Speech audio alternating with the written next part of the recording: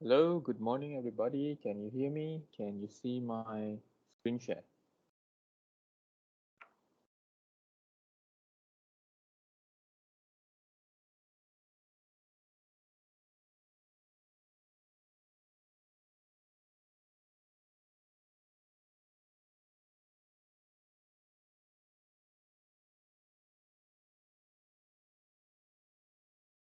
Mic test 1, 2, 3. Is anyone out there? Can anyone hear me? Yes, sir, we can hear you. Okay, okay. All right, thank you.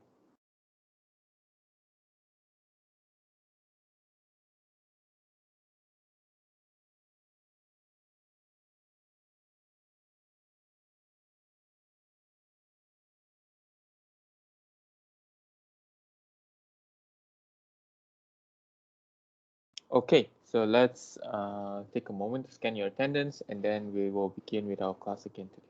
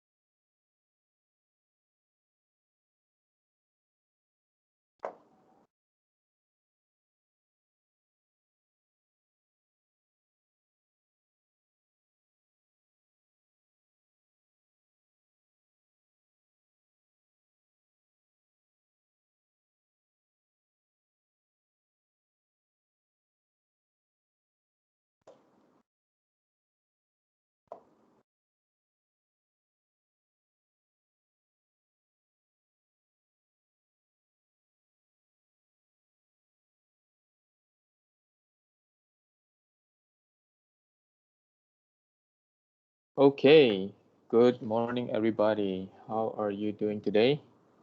Attendance isn't so good today, huh? Like it's like 8 of you again. 8 of you only today. But anyway, we cannot wait for everyone. The time for class is the time for class, right?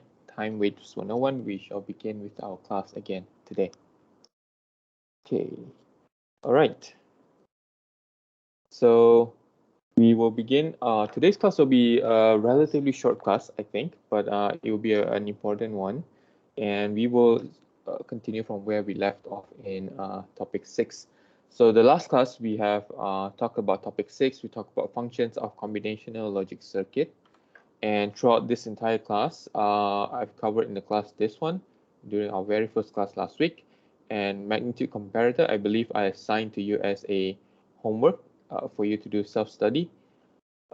And encoder and decoder was what we covered in the last class. This one we have not covered in the last class in any class yet. I think we are not going to cover this. And today we are going to cover this one, and this one I am going to assign. Either I'm not going to assign or I'm going to assign you for a self-study for a parity and generator checker. Okay. I figured that this class, the important ones are the ones I covered in class. At least for this course, important for this course is binary adder, subtractor, encoder, decoder, multiplexer, and demultiplexer. So the rest is not to say that they are not important, but in this course they are not accessed in this course. Okay, they're not accessed in this course. Code converter and parity generator slash checker.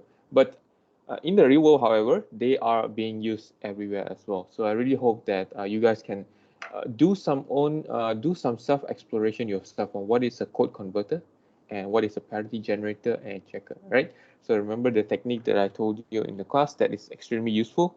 So if you want to learn about anything, you want to learn about code converter, go onto Google or go onto YouTube, search the keyword code converter, digital logic, and watch the first 5 videos, watch the first 10 videos, and that is how you learn anything. Okay, that's how you learn code converter and disparity generator.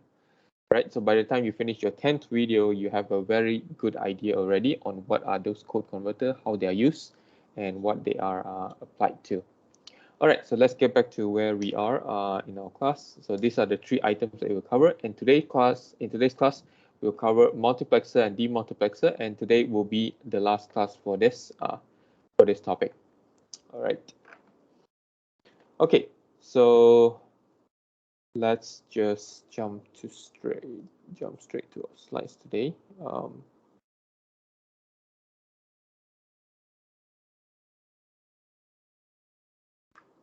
All right, let's just do a quick recap on the last class, and then we will continue from there to today's class. Okay, in the last class, we've covered something we call the encoder and decoder. So we've covered what is the relationship between the input and the input over here and the output over here. So what are the number of inputs and what are the number of outputs is 2 to the power n, 2 to the power n, and equals to m. Okay, so where 2 to the power n is the number of inputs, and this one is the number of outputs. Okay, okay, so you have a decoder that's like this, 2 by 4, you have 3 by 8, you have 4 by 16, and so on and so forth. Okay, you would see that this relationship still holds in our class today, multiplex and demultiplexer. And we've also saw how the truth table of an encoder versus a decoder.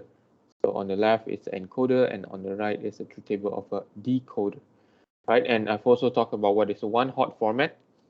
So in digital logic design, most of the time we'll be using a one-hot format. So one-hot format is where at one moment of time, there will be only one output that is high and the rest will be low. So this is what we call one-hot format. Okay, in encoder and decoder, there is something we call one-hot format most of the time. But there is also another thing other than one hot format. One hot format pertains to the active high output and active high enable. So we can also have an active low output and active low enable. So if you have active low, it means that you have a bubble. If you see this kind of bubble, it means that it has an active low output. So instead of like one hot format, like in the last slide, we don't have one hot format. This time we have something like one cold format. So only at one point, at one moment of, at one point of time, there is only one output that will be 0, and the rest will be all 1. This is what we call an active low output, or one cold format, if you like to call it that way. All right. So we also talk about how we can use smaller decoders and we can combine them into a larger circuit by the use of enable. So in this example, I've covered how to make a 3 by 8 decoder by using two 2 by 4 decoders and put them together, and we wire the enable in a specific way. Okay, so we have this OR gate over, we have this NOT gate over here, and the rest they are connected to W0, W1, W0, W1 over here. Okay, and together they form a larger decoder. Okay, and we also saw that a decoder is something like is magic because we can implement any function, which is to say any truth table, with decoder and some additional logic gates. And I've shown you in the class that some example over here. So let's say you have a decoder that is like this, 3 by 8 decoder, and you want to implement this truth table function that is like so. So what we can do is we can take the min terms and we can wire the min terms to an OR gate. Okay, and that is how we implement any truth table. All right. So I've also shown you that on this link, I've implemented this truth table, and hopefully you guys had time to just go and play and toy around with it. All right. So we also tried active low version of that, and this active low version. So to implement any active low version, what we need to do is instead of taking the min term, which is this 3, we take the max term instead. Max term, max term, max term. Okay, and we take the max term and put those, wire those into an AND gate. Okay, previously we had a OR gate, now we have a AND gate, right? And we've also tried one example where we implemented a full adder. Okay, we implemented full adder using a decoder, right? So I think I've explained this example quite detailed in the last class. So if you missed the last class, do check out the videos in the last class, right?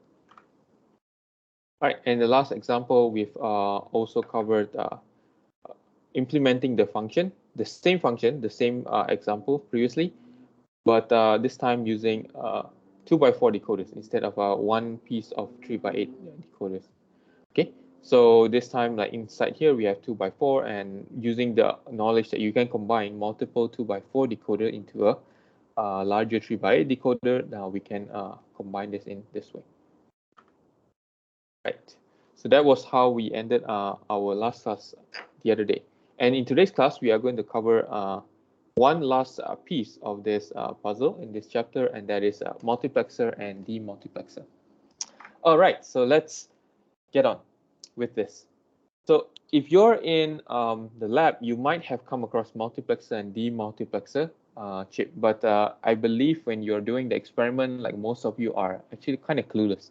What is multiplexer and what is demultiplexer? Because that lab is kind of earlier than the topic that we have covered right now. So which means that your lab progress is faster than the progress in the class. Okay, so don't worry, if the lab progress is faster, all you can do is use the tip that I told you just now. Go onto YouTube, search whatever keyword that you want, and you can learn everything about that in just a very short period of time. All right, so for multiplexer and demultiplexer, this is how we write it. So in short form, we say MUX stands for multiplexer, and demultiplexer, we write it as DEMUX, or it's pronounced as MUX and DMUX, okay? So we don't have to write this long form. Most of the time, we just stick to the short form MUX and DMUX. So from this point on, I will just mention MUX and DMUX, so you know that they are what I mean is these two things, multiplexer and demultiplexer. All right, so let's talk about MUX first, and we'll talk about once we're done with that, we'll proceed on to demux. So just a brief introduction on MUX. Okay, so MUX is something we call a data selector. Okay, this is another name for MUX, data selector. Let's talk about what is it about. So this is a diagram for a MUX, for a multiplexer, right? So as we have seen in the previous encoder decoder, so a MUX, we have a 4x1 MUX. This is how we write it, which 4x1 means you have 4 inputs and 1 output. Okay, so we have 4x1. So other than 4x1, we can also have different sizes of MUX. So we can have 2x1 MUX, 4x1 MUX, and we can have 8x1 MUX.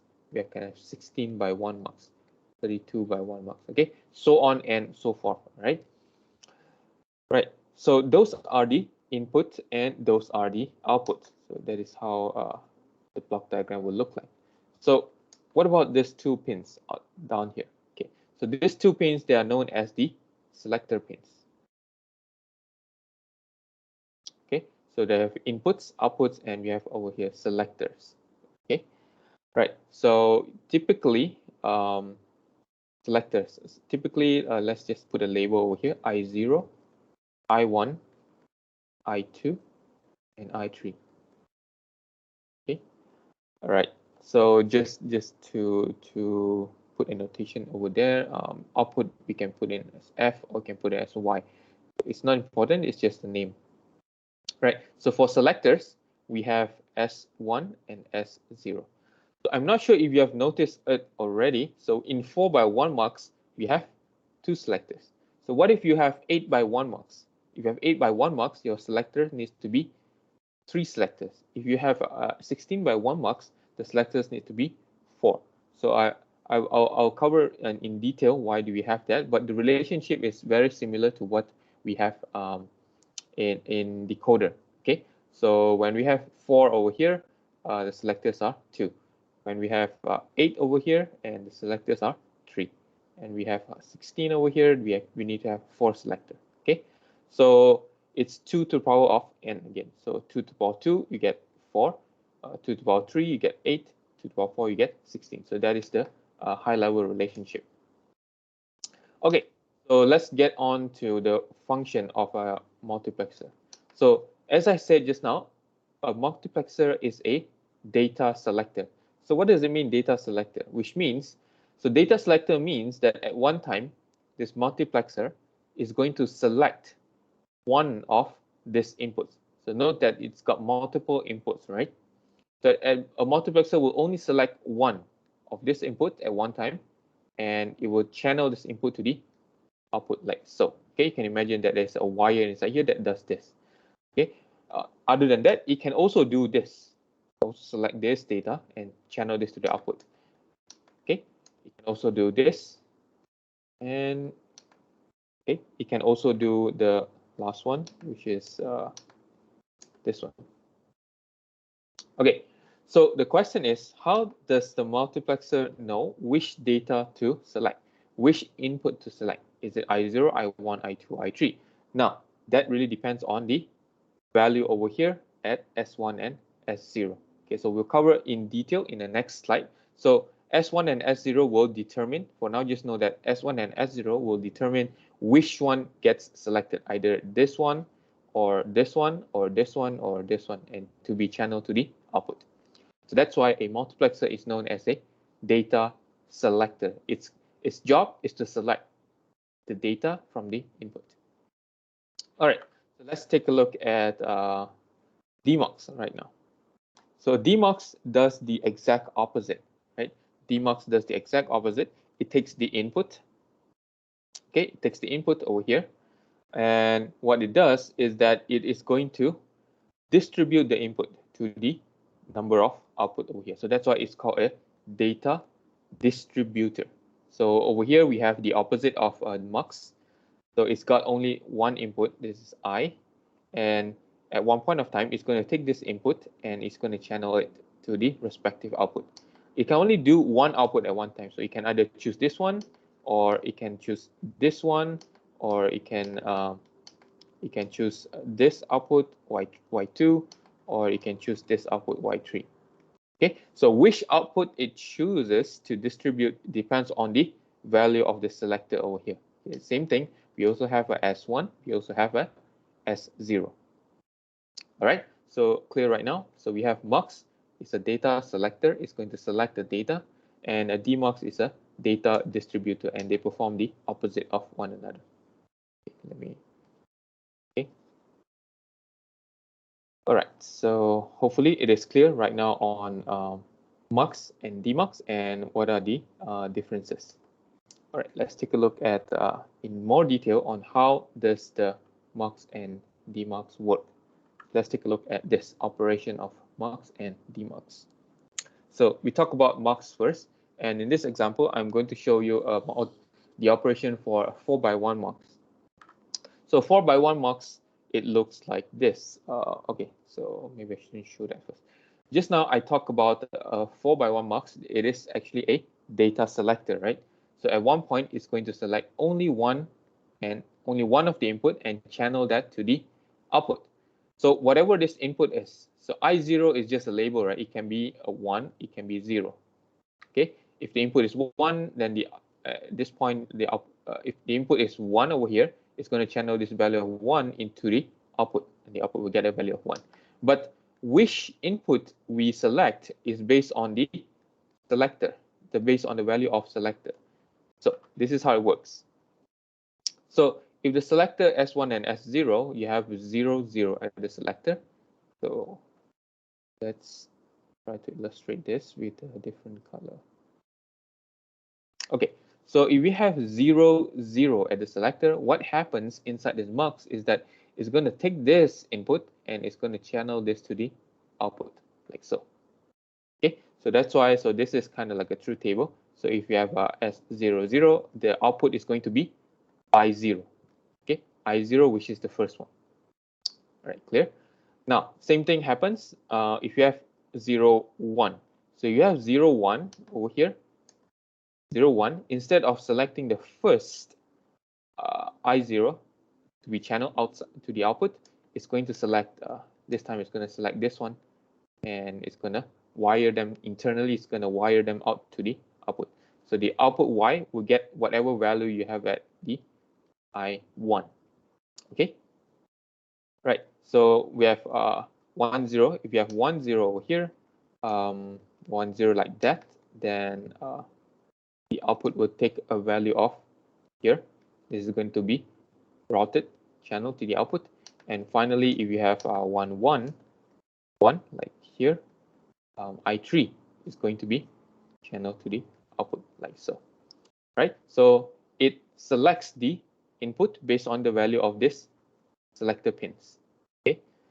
All right. So that is the operation of a multiplexer and the truth table.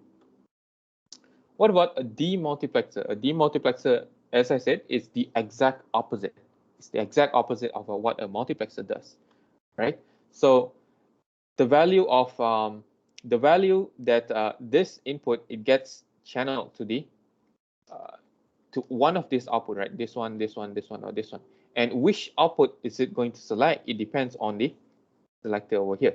Okay, so the selector over here is, let's say if it's these two selector, they are 0, 0. So which means it is going to take this output and channel it to the first one. Okay, I is going to channel to the first output. Okay, so that is how you see this row happens. So 0, 0. So y0 over here will get a value of I. So it's not 1, right? It's I. Why is it I? Because I is at the input. We get y0 over here, we'll get a value of I, and the rest will take a value of 0. Okay, the rest will take a value of 0. So what if the selector becomes 0, 1? If the selector becomes 0, 1, then it's going to take this input and it's going to wire this, like wire it to the next y. And in that case, everything else will be 0 except for this one. This one will take a value of whatever that's coming in. Okay, same thing over here, same thing over here. So if you have 1, 0, the I goes to y2, and you have 1, 1, I goes to y3. So that's how a demux work. So hopefully now it is very clear how this data selector works and how a data distributor works. Data selector stands for data selector is a mux and data distributor is a demux. Okay, so those are the operation and those are the truth table for both mux and demux. Right. So the next thing I'm going to show you guys is that similar to the decoder, right? Remember decoder, we can combine like multiple decoder, smaller decoder into a larger decoder, right? So the same thing with mux as well. And it's the same thing with many combination circuits. So the point of this combination circuit is to take this block and combine them and reuse them reuse them to form larger blocks. So that is why this combination circuits, they're extremely useful. So in this slide, I'm going to show you how you can also do the same for mux. So say you want to get 8 by 1 mux, okay? And you want to use 8 by 1 mux, but you don't have one piece of 8 by 1 mux, but you have multiple 4 by 1 mux together in the lab, let's say, for example.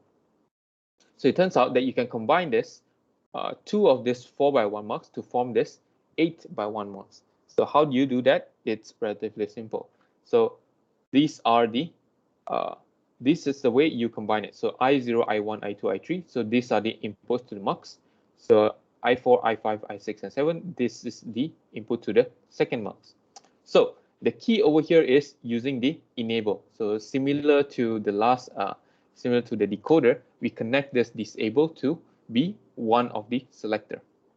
Okay, so maybe I will, maybe it's easier if I draw this down, like I1, let's say I0, I1, I2, I3. There's I4, I5, I6, and I7, right? So that was what we had just now. Okay, so we have this S S0, S1. And we have over here S0 and S1. So for 8 by 1 mux, we need to have 3 selected pins, correct? S0, S1, and S2. So that is what we want. So where do we connect the S2? So we connect the S2, okay? We connect the S2 to the enable. So over here we have the enable pin. Oh, we have enable pin. So one of the enable will need to go through a NOT gate like so. And the other enable will just take it like that. So that is how we connect that. And about the output, so the output, because a mux can only have one output, so we want to OR these two outputs together, and that gives us a value of f of as the output. Okay, so we want to always connect the most significant bit to the enable. So it's very similar to what we see in decoder. Okay, so that's why we connect the S2 to the enable, not the S1 or not the S0. Okay. All right, so let's just do a quick simulation on how this thing works, right? So let's say we have 0, 0, 0. So what happens? So we have 0, 0, 0. So we have 0, 0, 0, S2, S1, and S0. So we have 0 here, 0 here, and 0 here. Okay, so let's see if what happens in a 4x1 mux. So we have S1 and S0 to be 0. Over here, they are also, okay, 0 also over here. Okay, so let's just take a look at the simplest one, which is the enable first, so that we know which multiplexer, which mux is actually functioning and which one is not. So over here, we have 0, and this one goes to 0 over here, and this one goes to 1 over here. So this mux is not functioning actually, because it got the value of 0 at the enable. Okay, so because it's not functioning and it's not giving you any kind of output, so the output here will be 0. Okay, so the rest over here is not relevant because the mark isn't turned on. So however, for here, since we get a value of 1 in the enable and we have a 0, 0 at this two selector, is going to take this one, going to channel the value of I1 to the output. Okay, so I0 over here will be at the output, and you have over here I0, you OR it with 0. So anything you OR it with 0, you will still get back the anything. Okay, so as a result, Y you would get I0 at the Y. Okay, so all in all, this I0 will be selected to go through until the output, like so. Okay, so that's how I got this line. Okay, same thing. So now let's say this one changes to 0, 1. Okay, if this one changes to 0, 1, everything else is still the same. This mux not functioning. This mux on top is functioning. So because this one is changed now, it's going to select this one, and channel it to the output like so. And the output here will get I1, and because of that, it goes to the output. That's how we get I1 over here. Okay, same thing for the other two. Now let's take another example. So let's say we have the last 1, 1, 1. Okay. So let's say we have all ones and see what's the difference. So we have 1 here, S0 and S1, they are 1, and okay, this one is also 1. So let's just look at the enable so that we know that which mux is functioning and not. So 1, 1, 1. So S2 goes in here, and then it is inverted, and this one becomes 0 over here. So this mux is not functioning, and because it's not functioning, the output will always just be 0. And S1, S2 goes here, and this mux is functioning.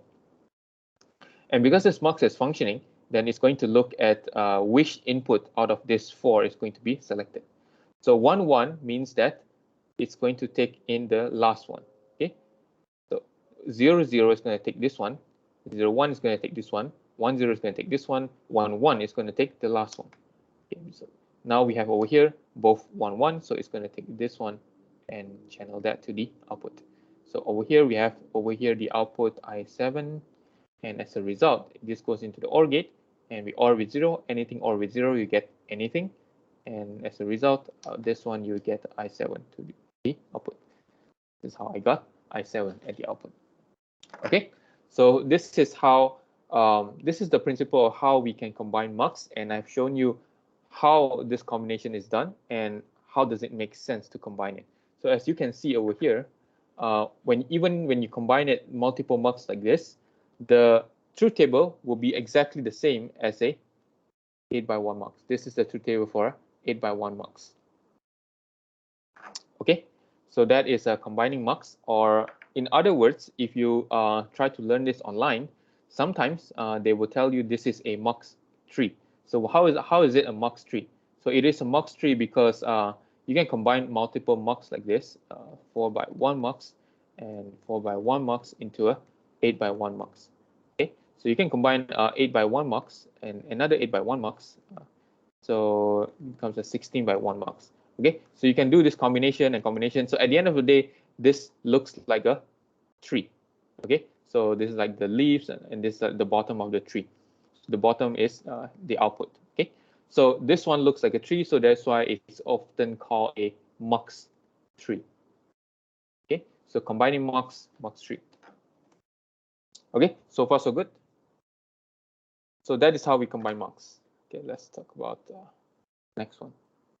Okay, so now we are done with mux, and over here we are going to see an example. How do we implement a full adder with a mux? Okay, so it turns out that with mux also we can implement any function. Okay, we can implement any function with the mux, and in this example I'm going to show you how we going to implement a full adder with this mux. So this is a truth table full adder, the same one as we have been using, and on the left here we have a mux. All right, so first thing, so we need to do, first thing we need to do is we need to have a truth table. So let's just draw out this truth table. And so one truth table for S and one for C out. Okay, so we need two of this truth table. All right. So now let's okay. So now let's implement this truth table for this S. So we have S. Let's fill in over here for S.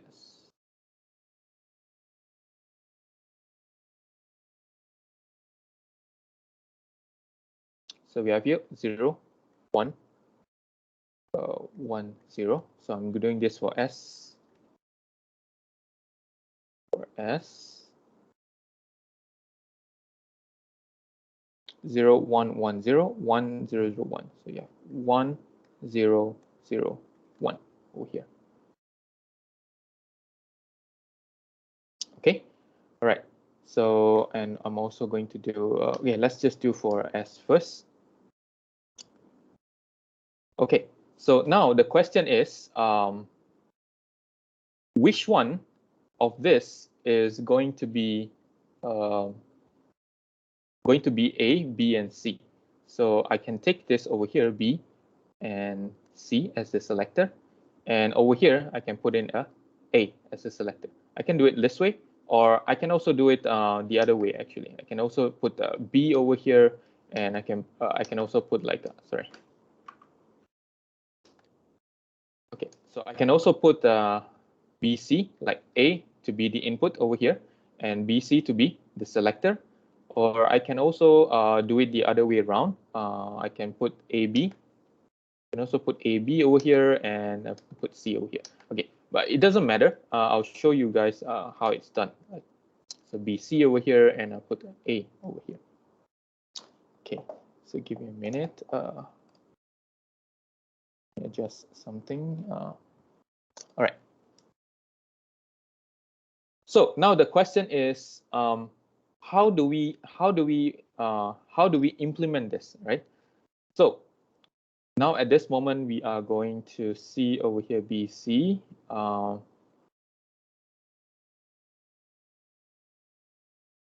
Okay.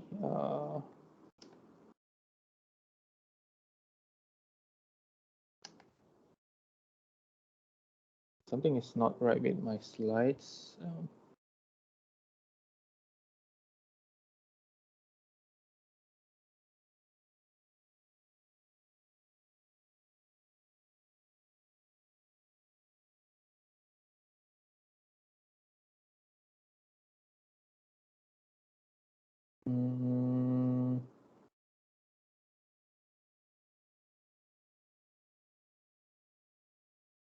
Okay, my apologies, guys. Let me just go through this quickly.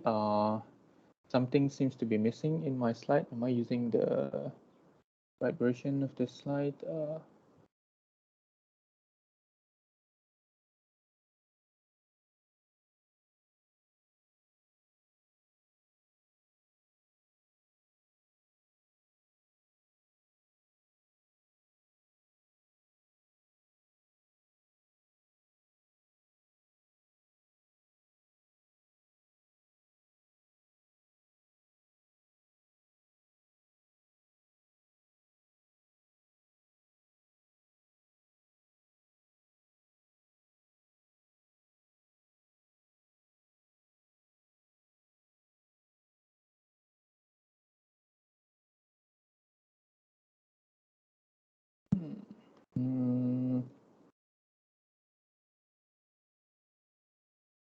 Okay, I think my slide is not updated, but maybe let me just do this over here.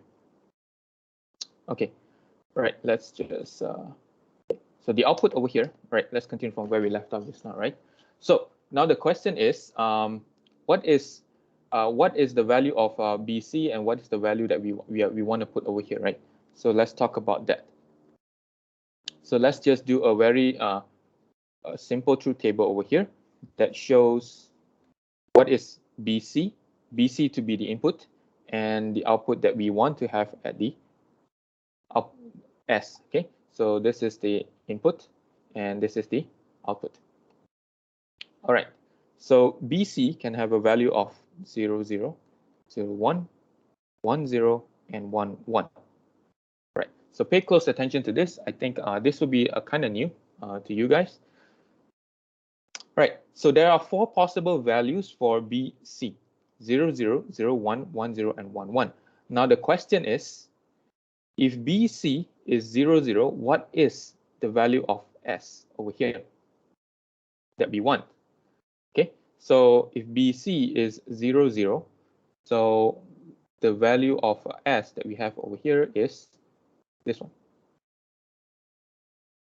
Okay, BC is 0, 0. So what we want to do is we're going to go to the truth table over here. Okay, we're going to go to the truth table over here, and we are going to take the column where BC is 0, which is this column. Okay, just this column. Okay, bear with me with this one because this could be new to you guys. So we're going to take just this column, okay, just this column, and we are going to group all the ones that is just in this column. So in this column, what we have over here is only a singular one over here, and we are going to group it by itself. And what is the value, or what's the equation over here that we have? The equation is A, right? The equation is A and B bar, C bar. Okay, however,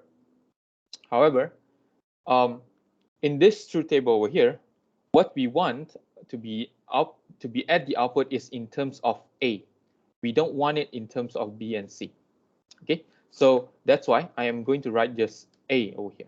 So it's for S, okay, we are taking here BC 0, 0, which is what we're doing here is the first row over here, and we are grouping all the ones that is in the same column over here, and we are writing the equation in terms of A. Okay, so in terms of A. So over here, I'm going to write A over here. Okay, if you're confused, don't worry. This might be something new, something a little bit different from what we have done previously. Bear with me until the end and you will see why. Okay, so next one. If we have here 0, 1, BC to be 0, 1. So we have BC to be 0, 1. We are only concerned about this row over here. Sorry, this column over here. BC 0, 1, right? And along this column, we are going to group all the ones that are in this column. So in this column, there are only one here. 1, 1, a singular one over here. And then the equation for this in terms of A is A bar. Okay, correct? Okay, remember, we don't want to group it in terms of B and C, the equation. The equation, we want it in terms of A only. So we're going to write here A bar, like that. So the next one, 1, 0. So 1, 0, we talk about only this one along this column, and we are going to group every ones in this column together. And right now we have a singular one over here, and this one will be A bar as well. Okay, so I'm going to write here A bar. Cool. And the last row, 1, 1 over here, we're going to write it like this. So everything along this column, we are going to group it, and we are going to, there's only one singular one over here, and this one is going to be A. Okay, A.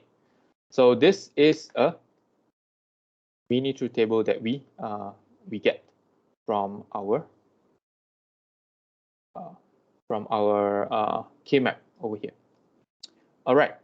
So then you might say that, okay, so how does it relate? So how do I know what to put at the inputs? This is what we put at the inputs: A bar, A bar, and A.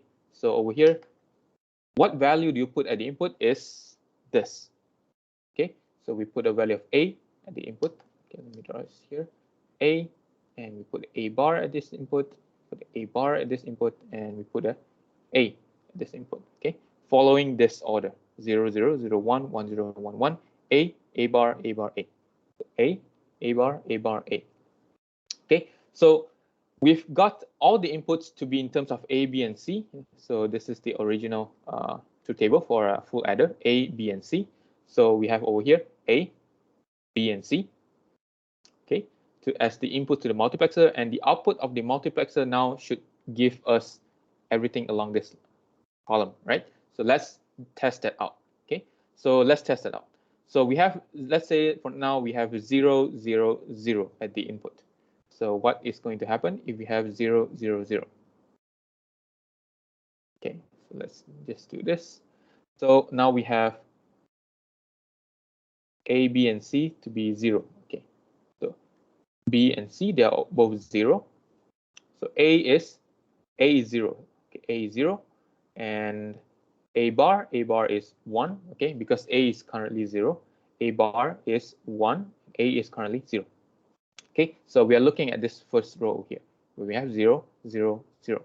So your multiplexer selector gets 0 over here, and the value of A gets 0. Okay, A bar becomes 1, A is 0. So what is going to be the output in this case? So in this case, what we are seeing is that because the selectors are both 0 over here, it is going to select this and channel that to the output. So in this case, what do we have at the output? The output, we will have a value of 0, because this is what we took at the input, and this is what we channel at the output. The output will be 0, which is what we expect over here. We expect a value of 0 at the output.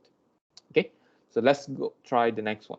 So we have 0, 0, 1. Okay, so we have 0, 0, 1. Let's see what happens. So A equals 0, B equals to 0, and C equals to 1. Okay. A equals 0, so this one doesn't change. B equals 0, and the one that changes is this one. So we have 0, 0, 1. Now, in this case, the selector gets a value of 0, 1. And because a selector of 0, 1 over here, it will select this one instead. Okay, it will select this input. Maybe I should change to a brighter color, right? Would select this input instead and take this input and wire it, put it to the output. So in this case, we have a value of 1 at the output. So 1 at the output, which is what we are expecting over here. We have a value of 1. This color isn't very too good too. Okay, so far so good.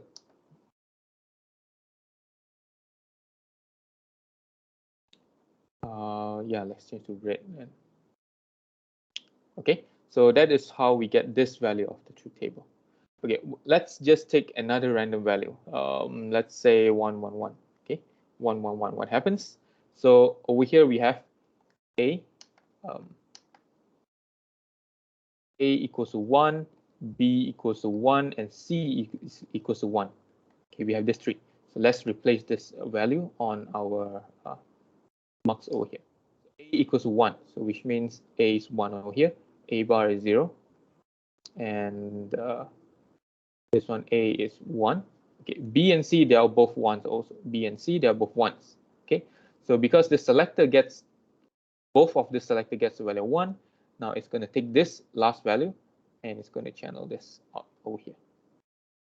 Okay, and as a result, the output gets a value of 1. Okay, which is what we have on the truth table. Okay, is it clear right now? Right. So, anyone has question on this? So far, okay, sir. Okay, thank you. All right. So if you do this for every single point on this column, you get everything to be exactly the same here. Okay. Right. So that is for the sum. Okay, that is for this column. Now we are going to do the same thing for C out. Okay. Now this time, let's do this together again. The process is the same, but let's see. So we have this. Sorry. So we have this sum and cout, right, for a full adder. Now let's implement it for the other output as well, cout. Okay, so we have this cout. Now we are going to map all this value into this truth table again. Okay, so we are going to say 0, 0, 0, 1. Okay, let's try to use another color. So 0, 0, 0, 1. So we have 0, 0, 0, 1. Okay, 0, 0, 0, 1, 0, 1, 1, 1. So we have 0, 1, 1, 1. Okay, now it's time to decide again. We have a mux over here. So what would be the input over here? And we need to decide that. Okay, so we are going to say that we're going to stick to the one that we have on top over here. B and C serves as the selector, and A to be at the input line over here, right? So we are going to construct a truth table that is similar to this one. So we have B and C over here, and we have C out. Okay, carry out.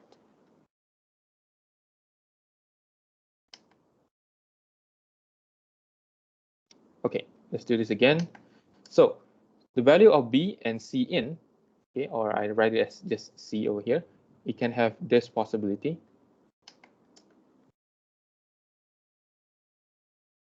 Okay, 0, 0, 0, 1, 1, 0, and 1, 1. So these are all possible values for BC. Now, we are going to go row by row again. When BC is 0, what do we put over here, right? So we've decided, like over here, we're going to put BC. So what would be the value over here that we're going to put? So that is how we get this value is by going through the same process as above. So let's take a look at 0, 0. Okay, so 0, 0. So when we look at 0, 0, we are going to take just this row over here. Okay, so now we are going to group all the ones that is in this column. So unfortunately, there's no 1 over here, so I'm just going to say nothing, 0. Okay, right. So let's go to the next one, 0, 1. So we have 0, 1 over here. Have this. Everything in this column we are interested in. Now, we are going to group all the ones that is in this column. So there's only one singular one in this column, and we are going to group it. And the equation, we are going to put it in terms of A. So we're going to exclude this B and C in the equation over here. So in terms of A, we're just going to write A. Okay, so over here we're going to write A like that. Right, and the next one, 1, 0. So 1, 0 is everything in this column. So everything in this column, and we're going to group this singular ones also. So we have over here A as well. Okay, and 1, 1 finally in this column. So we are going to group all the ones in this column. In this case, we have two ones together like this, and 0, 1, B and C 1, 1. Okay, so it turns out that this one also we cannot really group it because in terms of A is something that's changing. Okay, so what do we put over here? Wait, let me see. 1, 1.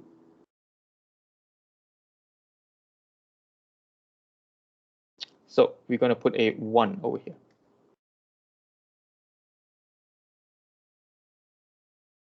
Okay, yeah, we're going to put a 1 over here because these two they are changing. So if there is no group, we're going to put a 0. No ones like this, we're going to put a 0.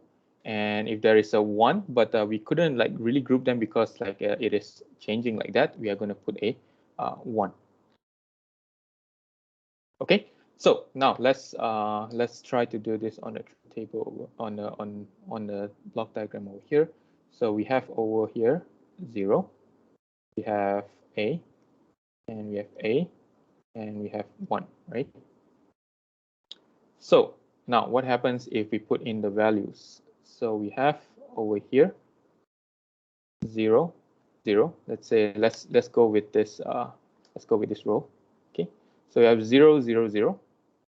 So which means our B and C gets a value of 0. Let me change the ink color again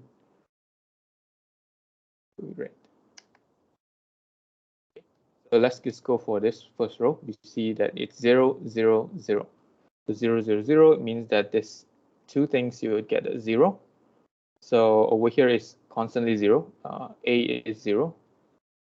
Okay, so when you get 0, 0 as a selector, this mux will select this one as the output. Okay, and as a result, you would get 0 at the output, which is what we are seeing over here. Okay, so let's say you have 1, 0, 0, 1 right now. So you have 0, 0, 1. Okay, A is 0, which is A is 0, B is 0, C is 1, 0, 0, 1. So we have over here O 1, A is still 0. So in this case, it's going to select this one. It's going to select here, and it's going to channel this to the output. And what we have over here is the value of A, which is 0. Okay, which is what we have at the output. Okay, so hopefully, if you do all of this, you would get all the values over here. Okay, at the in the truth table. All right. So let's just do one more, shall we? Just try the last one, 1, 1, 1. So if we try the last one, 1, 1, 1, 1, 1, 1. So you have A to be 1, B and C is also a 1. So what happens is that this B and C selector gets the value of 1. It's going to take this last one over here, and it's going to route this to the output. And as a result, the output gets a value of 1. So this is what you're seeing over here. Okay, so that is how we implement full adder with a multiplexer. Right? So it turns out that we can implement any function with a multiplexer. So you can I can give you any function, which means any truth table, and we can implement that with a multiplexer. Right, let's take a look at one more example, and we will see. Okay, say you have this function. Okay, so we want to implement this function, right? 1, 4, 5, 7, blah blah blah, using a 4x1 mux. Okay, so I'm just gonna map this out over here. Oops. Okay, these are the answers. Let me just do a quick mapping over here. So we have 1, 4, 5, 7. So 0, 1. So this is the map over here. Okay, so the rest are zeros. Okay.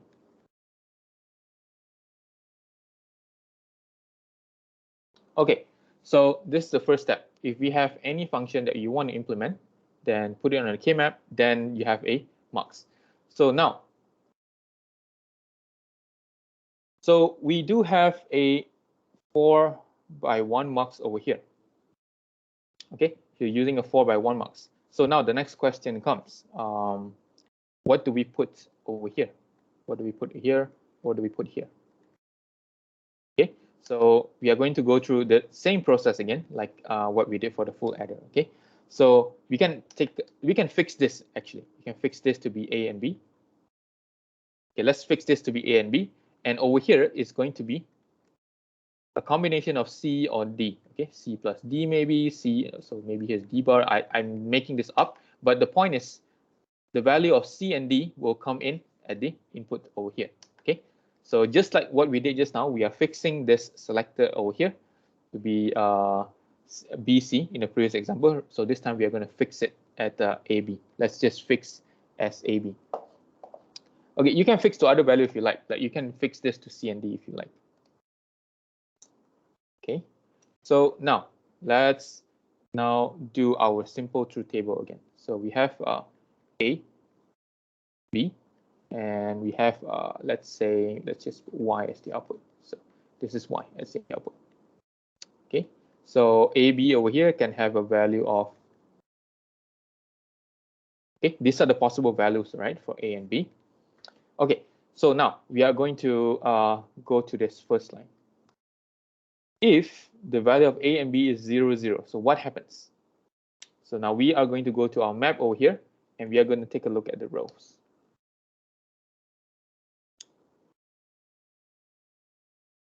Okay, so we are going to take a look at the point where A and B is 0, 0. What is the C and D? So that we can put it over here. Okay. All right. So for value of A and B 0, 0, now we are concerned only everything on this row, right? Because A and B is 0, 0 along this row. So now we are going to group all the ones, all the ones inside here. So there's only one singular one inside here, and which is this one. And the equation for this one in terms of C and D is C bar D. Okay, so I'm going to write here C bar D like so. Okay, so I'm going to go to the next one, 0, 1 over here, 0, 1, which is everything along this row. And I'm going to start to group all the ones over here, this one, that, and this one. There's two groups over here. So the first group will be, the first group on the left would be C bar. And the second group on the right one will be D, right? The second group over here is D. So over here is C bar. Okay, so this is the equation over here. We have C bar plus D. Okay, now what about 1, 0? If A and B is 1, 0, which is everything that we have in this row, so we are going to group all the ones, which is only this one over here. And what we have over here is what's the equation for this? In terms of C and D is C bar D, correct? C bar D, okay. C bar D, okay. So that's what I'm going to write here. C bar D, like so. And finally, we're going to take a look at this last row here. So we're going to group this like that. And what is the equation that we get over here? In terms of C and D, it's C bar, okay? C bar. C bar, like that. Okay, now we've got this simple truth table here. Now, this is the answer that we need to apply inside here. This is what we get for the input. Over here, we get C bar D plus D. Over here, we have C bar D, and over here, C bar. Okay. Right, so that is how we implement this function using mux. So right now, before we confirm our answer, we would like to check whether is it correct or not. Okay, so let's go back to this truth table and let's try to simulate something. So let's try to simulate 0, 0, 0, 0. Okay, when A, B, C, D, they're all zeros. When A, B, C, D, they're all zeros, what do you expect to get? Okay, when A, B, and C, A, B, C, D, they're all zeros, you expect to get 0, right? So let's try that over here. A 0, B 0, C and D, they are both zeros, right? So C is 0. So C bar over here is 1. We have 1 and with 0. So which is 0. And over here we have 1. C bar is 1 and or with 0. And C bar is 1 or with ended with 0, and C bar is 1. Okay, so this is a situation where A, B, C, D, they are all zeros. Okay, they're all zeros. So A, B 0 here, C 0, C bar is 1, so that's why we get 1 dot 0 over here. 1 plus 0, so 1 plus 1 dot 0, so 1. So now what do you get at the output? So because the selector gets this value 0, 0, it's going to select this one to the output. Okay, so what is this? 1, and dot with 0, 1 multiplied by 0, so you get a 0, y0 at the output. Okay, so which is what we get over here at the truth table. So let's try something else. We try 0, 0, 0, 1. So let's try this one now. A, B, C, D equals to 0, 0, 0, 1. Okay. Now, so what happens if we have 0, 0, 0, 1? So A, B is 0, 0. Okay, still fine. And this one's going to change. Okay. Value of C is 0. Value of D is 1. So value of C is 0. C bar is 1. C1, 1. So C bar is 1 plus 1 plus 1 plus this one is dot 1, right? Okay. And over here is 1. Yeah, C bar is 1. Okay. Now, so in this case, A, B, C, D, they are all 0, 0, 0, 1. So what do we have? Because this multiplexer gets a selector 0, 0, it's going to take this one and it's going to route this to the output. So what do you have at the output? 1, 1.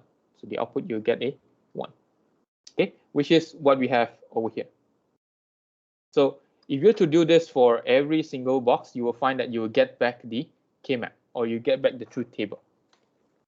Okay, so this is how we implement any function with a multiplexer. So anyone has any question up to this point? So this could be something new to you guys. If you're not clear, then please let me know. All right, so now in essence, we've covered, okay, I've got my answers on the slide. So after I erase this, my scribbling will still be here. So this will be my final slide for today. So right now we have, you can implement any function using decoder. You can implement any function using multiplexer. Okay, now I'm going to give you one more tool over here that you can implement any function with, and it's called a demux. So we have a demux and we can make a decoder with demux. Okay, so remember, we can use decoder to make any function, right? Now we can use a demux and make it into a decoder. So in essence, you can also use demux to make any function. All right, so here's how it works. How do we make a demux into a decoder? So this is how a demux looks like. 1 input, 4 output. And this is how a decoder looks like. So there are some similarities over here, you see. So there are some there are inputs. The number of outputs, they are the same. Okay, there are four outputs over here, 4 outputs over here. However, the number of inputs, they are different.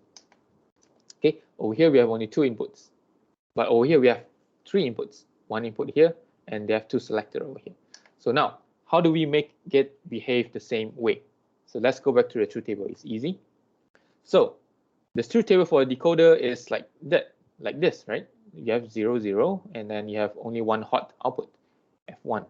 So let's suppose this is F0, F1, F2, and F3, like that.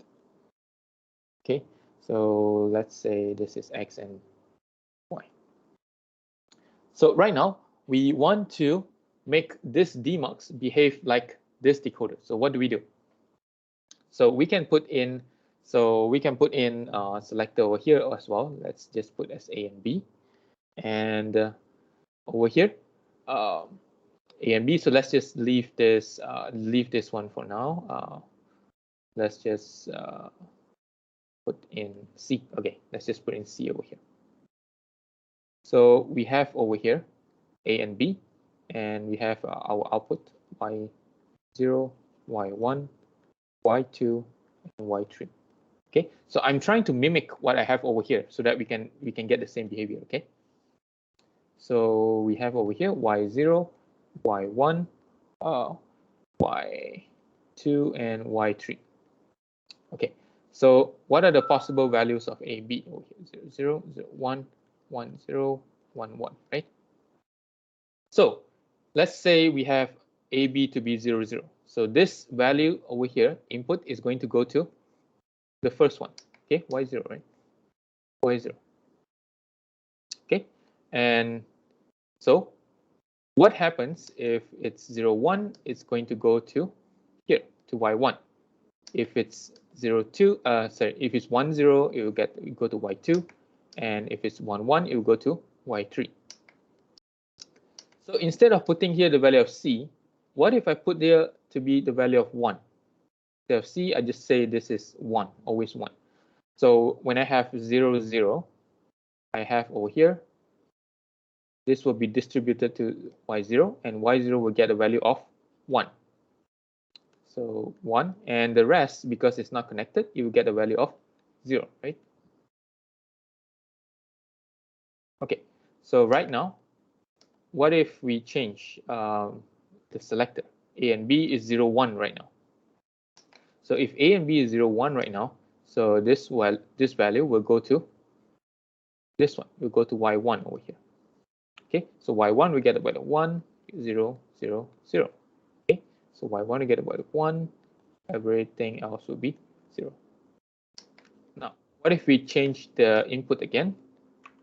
What if we change the input again to be 1, 0? So if you have 1, 0, 1, 0, it means that this input will be channeled to here.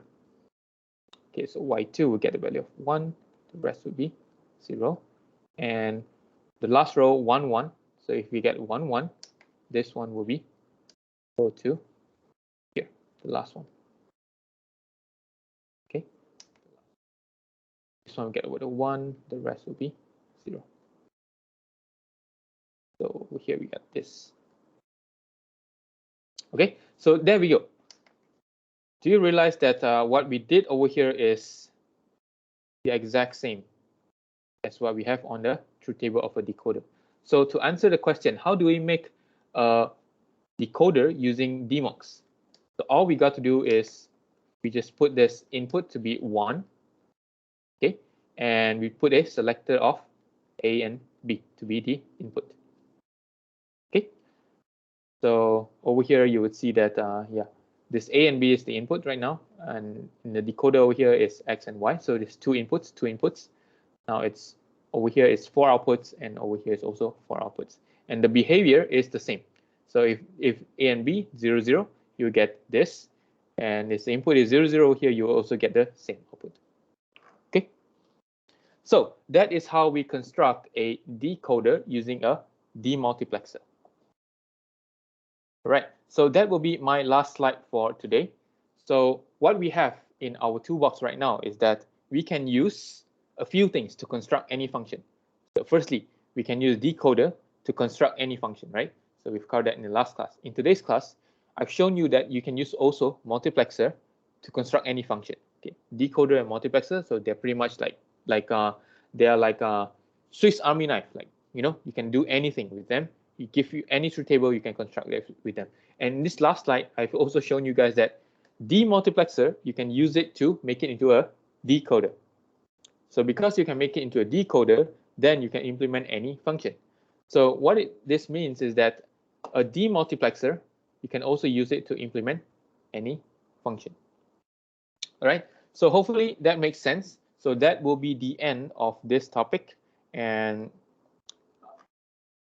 so in today's class, we have covered this this topic 6 functions of combinational logic circuit, and we have covered all of this today in this throughout these 2 weeks: adder, subtractor, encoder, decoder, multiplexer, and demultiplexer. Okay, so all right. So that will be the end of this chapter. I am still thinking whether or not I should give you an assignment. So I'm thinking to give you one assignment on multiplexer and demultiplexer. So do wait for it. I haven't prepared that assignment yet. I will do that maybe after this class. Right. So if you do have any question, you can feel free to stay back after the class. I'll answer you any question, or I'll explain it in a way that make you understand more.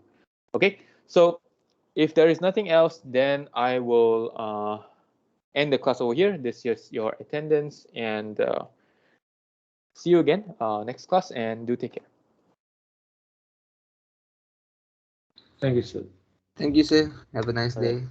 Right, you too.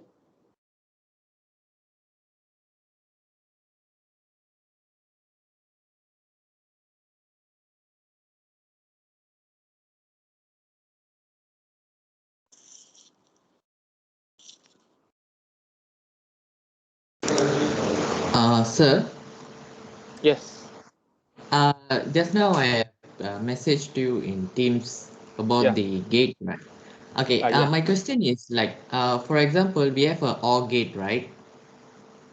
Okay.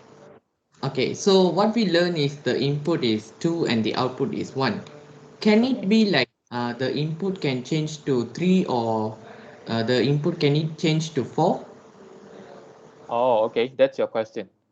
Yeah, Okay. In real life, okay, most of the time you would see two inputs. Okay. yeah, Most of the time you see yeah. two inputs. However, in the schematic diagram, we can draw it to be three inputs or four inputs. But in real life, maybe those do not exist like that. So what you can do, the next question is, if you have a three input OR gate, a four input OR gate, so how can you make it using two input OR gate? Is that what you're trying to ask? What I'm trying to ask is like if in question it say try to use a minimum amount of logic gates. So I see the OR gates or AND gate, it can be turned into 3 input or four input rather than using a 2 OR gate or 2 AND gate. So can it be like that? Like I straight away use the 3 input OR gate or 3 input AND gate like that. Uh, yeah, you can in this class, because this class is a theoretical class, so it is still acceptable as an answer in a theoretical class. But if you bring it into a real world application, you might not have four input AND gates or something like that. So you need to construct the four input AND gates using the two input AND gate. So AND in, gate. in your So your line is breaking. acceptable, right? So if I draw like 3 or 4 input gates. Okay. Okay, sir. That's my question. Yeah. So yeah, just to reiterate, so in this Hmm. class, because it's a theoretical class, so I will accept both of the answers as correct, even though the number of gates, like if you use a two input AND gates, the number of gates is more, right? But that is Yeah. how it will be in the real life situation. In a practical situation, that is what you get: two input AND gate, two input OR gate. Okay. Thank you, sir. Okay. All right. Any other question? If you're not clear about this, anyone?